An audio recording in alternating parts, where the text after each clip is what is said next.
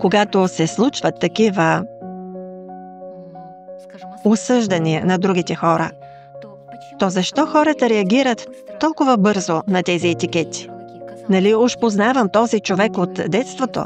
А родителите, които обръщат гръб, т.е. аз родих и отгледах това дете и изведнъж някой ми казва нещо за него и аз буквално му обръщам гръб или просто... Так каквото и да е. Това не е единична история. Това са милиони разрушени съдби и милиони разрушени отношения, които стоят за този пример. Защо хората реагират с такава лекота на този етикет? Защото всеки от нас в главата си има шаблон, формиран от нашето съзнание, че близкият е този, който ми принадлежи, той е моя собственост.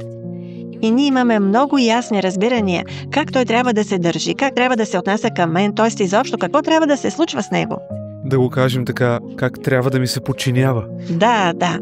Ако трябва да съм честна, би звучало така. Но отново, в този шаблон, в този образ на близкия човек, изобщо не се взимат предвид потребностите на самия човек, на живия човек.